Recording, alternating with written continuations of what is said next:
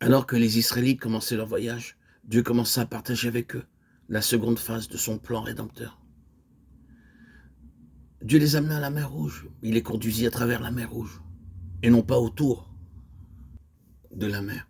Lorsqu'ils passèrent à travers la mer, alors vint l'armée égyptienne qui les suivait. Pharaon était sûr qu'une fois la mer Rouge traversée, il serait très difficile de ramener les Israélites en arrière. Ainsi, il les suivit pour les retenir.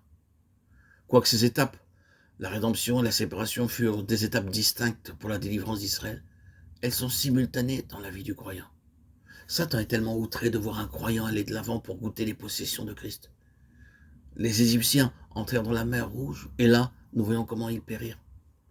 À travers l'expérience de la nation d'Israël, il y a beaucoup de choses à enseigner à nous qui vivons aujourd'hui. Après notre conversion, nous découvrons que la bataille vient seulement de commencer.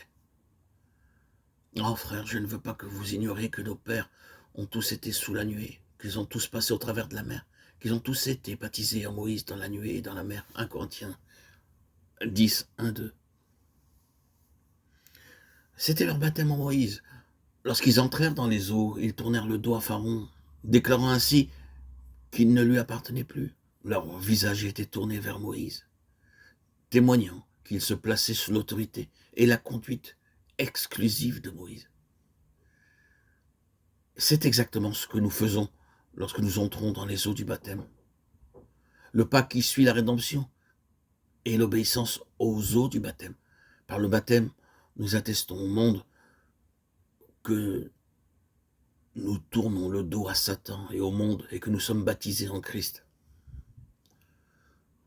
Nous déclarons notre soumission à l'autorité et la conduite de Christ. Nous sommes morts au monde, ensevelis, et nous sommes ressuscités pour marcher en nouveauté de vie.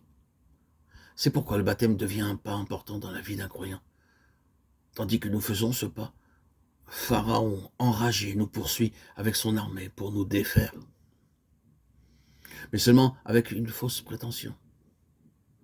Christ lui-même donna l'exemple de l'obéissance à son Père. Lorsque nous obéissons, il nous donne la force. L'eau du baptême est simplement une figure de ce qui est enseigné dans Romains 6 concernant notre identification avec Christ dans sa mort, son ensevelissement et sa résurrection. Nous devons admettre humblement devant Dieu qu'il a établi le droit d'être le Seigneur. Nous devons abandonner le gouvernement et le règne de nous-mêmes. Nous déclarons que nous voulons partager son affliction et ses reproches. C'est ici la seconde phase de son plan rédempteur. Puisse Dieu nous préserver d'être simplement des croyants rachetés sans venir à la place de séparation d'avec le monde.